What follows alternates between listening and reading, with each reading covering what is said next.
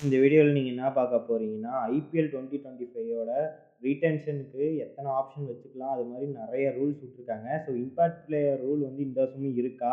So இல்லன்னா வந்துட்டு அதையும் தூக்கிட்டாங்களா? மற்றும் நெறைய ரூல்ஸ்லாம் கொண்டு வந்திருக்காங்க. என்னென்ன ரூல்ஸு? அதுவும் இல்லாம சிஎஸ்கே வந்து யாரெல்லாம் ரிட்டெயின் பண்ண வாய்ப்புகள் அதிகமா இருக்கு? ஸோ எத்தன ரிட்டென்ஷன் ஆப்ஷன் அமௌண்ட்லாம் எப்படி இருக்குது? அத பத்தி இந்த வீடியோல பார்க்க போறோம். வாங்க ஸ்ட்ரெயிட்டா வீடியோக்குள்ள போலாம். பார்த்தீங்கன்னா, ஐபிஎல் 2025யோட ரூல்ஸ்லாம் என்னென்ன கொண்டு வந்திருக்காங்கன்னா, மொத்தம் 6 பிளேயர் ரீட்டெயின் பண்ணிக்கலாம்.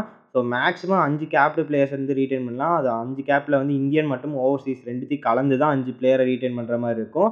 அதுக்கப்புறம் பார்த்தீங்கன்னா, 2 அன்கேப்டு பிளேயரா மேக்ஸிமம் ரீட்டெயின் பண்ணலாம். ஸோ இப்போ வந்து 4 பிளேயர் வந்து 2 ஃபாரின், 2 கேப்டு பிளேயர்ஸ். அதுக்கப்புறம் பார்த்தீங்கன்னா, திருப்பி 2 வந்து அன்கேப்டு பிளேயர்ஸா ரீட்டெயின் பண்ணிக்கலாம். ஸோ இப்போ வந்து ஆக்ஷன் பர்ஸ் அமௌண்ட் வந்து 120 கோடியா இன்க்ரீஸ் பண்ணியிருக்காங்க. ஒரு 20 க்ரோர்ஸ் வந்து இன்க்ரீஸ் பண்ணியிருக்காங்கன்னு தான் சொல்லலாம். ஸோ இது வந்து ஒரு குட் நியூஸ் தான் சொல்லுவேன். ஏன்னா இந்த வருஷம் ஆப்ஷனுக்கு நெறைய பிளேயர்ஸ் நெறைய பிரைஸ் போக வாய்ப்புகள் அதிகம். ஸோ அதுக்கப்புறம் மேட்ச் ஃபீஸ் வந்து ஒரு பிளேயருக்கு வந்து 7.5 லேக்ஸ் வந்து இம்ப்ரூவ் பண்ணியிருக்காங்க. ஓகே, இது ஒரு நல்லது தான். ஸோ இதில வந்து பார்த்தீங்கன்னா, டோனிக்காகவே ஒரு ரூல் கொண்டு வந்திருக்காங்கன்னு சொன்னேன்ல. அது என்ன ரூல்ன்னு பார்த்தீங்கன்னா, ஒரு கேப்டு இந்தியன் பிளேயர் வந்து அன்கேப்டு எப்படி கன்சிடர் பண்ணுவாங்கன்னா, அவர் வந்து பிசிசிஐயோட எந்த சென்ட்ரல் கான்ட்ராக்டும் இருக்கக்கூடாது. அவர் வந்து இந்தியன் பிளேயர் மட்டும் தான் இருக்கணும். ஸோ இதிலயே பார்த்தீங்கன்னா, டோனிக்கு இதில இருக்கு. அது இல்லாம 5 வருஷம் ஆச்சு அவர் வந்து கிரிக்கெட், அதாவது இந்தியா டீம்ல கிரிக்கெட் விளையாண்டு. அதனாலேயே ஒரு மேஜர் ரீசன். செகண்ட் ரீசன் என்னன்னு பார்த்தீங்கன்னா, பிசிசிஐயோட கான்ட்ராக்ட் இல்ல. ஸோ இவர் வந்து ஒரு அன்கேப்டு பிளேயரா கருதப்படுறாரு. ஸோ மத்த யார் இருக்காங்கன்னு பார்த்தீங்கன்னா, சமீர் ரிஸ்வி அவர் ஒரு அன்கேப்டு பிளேயர்ன்னு சொல்லலாம். மத்த பேர் யாரும் இல்ல. ஏன்னா விஷால் தேஷ்பாண்டே கான்ட்ராக்ட் ஒண்ணு இருக்கு. ஸோ பிசிசிஐயோட கான்ட்ராக்ட் இருக்கனால, ஸோ இந்தியாவுக்கும் அவர் டெபியூவும் பண்ணிட்டாரு. அதனால அவருக்கும் இல்ல. ஸோ இதில பார்த்தீங்கன்னா, டோனி வந்து ஒரு அன்கேப்டு பிளேயரா தான் ரீட்டெயின் பண்ண அதிக சான்சஸ் இருக்கும். ஸோ சிஎஸ்கே வந்து அதுக்கு ஆப்ஷன்ல நெறைய பிரைஸ் போட்டு அது மாரி 6 பிளேயர்ஸ்க்கு வந்து லிஸ்ட் போட்டு வச்சிருக்காங்க.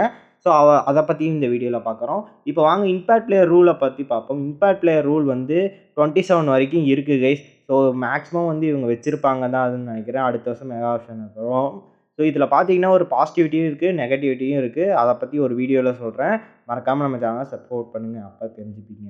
இப்போ வாங்க சிஎஸ்கே வந்து அந்த 6 பிளேயர்ஸ ரீட்டெயின் பண்ணுவாங்கன்னா, ஃபர்ஸ்ட் எடுத்தோனே டோனி ஒரு அன்கேப்டு பிளேயரு. அதுக்கப்புறம் ருத்ராஜ், ஜடேஜா, பத்திரனா இவங்கலாம் மஸ்ட்டா இருக்காங்க 4 பிளேயரு.